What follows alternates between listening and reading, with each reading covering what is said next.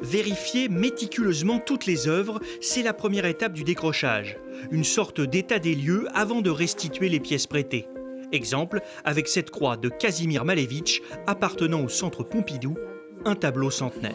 C'est une œuvre qui a un certain âge, qui est déjà très craquelée et elle peut, effectivement, en fonction des variations climatiques, elle peut être susceptible de bouger, c'est-à-dire d'avoir des soulèvements nouveaux, donc elle est systématiquement vérifiée. Le décrochage se prépare dès l'installation des œuvres. Convoyeurs, prêteurs, commissaires, tous les intervenants sont mobilisés. Il faut prévoir dans le détail chaque mouvement. Il y a des œuvres d'art contemporain, mais des œuvres plus classiques, plus anciennes, et donc du coup forcément avec des typologies et des spécificités techniques différentes.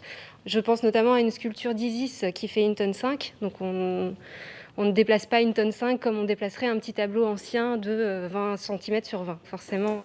Exemple avec ce tableau de Soulages de 2 mètres sur 4,50 m qui doit être fixé dans un caisson construit sur mesure. Ce décrochage a une saveur particulière. L'exposition retardée par le premier confinement a finalement pu voir le jour en juin dernier et dépasser sa durée initiale. On a eu peur que cette expo ne vive pas du tout à un moment donné. Et on a sondé les musées prêteurs pour savoir s'ils étaient d'accord pour prolonger l'exposition de 6 mois. Et ça a eu lieu. Mais aujourd'hui, l'exposition Soleil Noir s'éclipse, place désormais à un autre rendez-vous, les Tables du Pouvoir, inauguration prévue le 31 mars.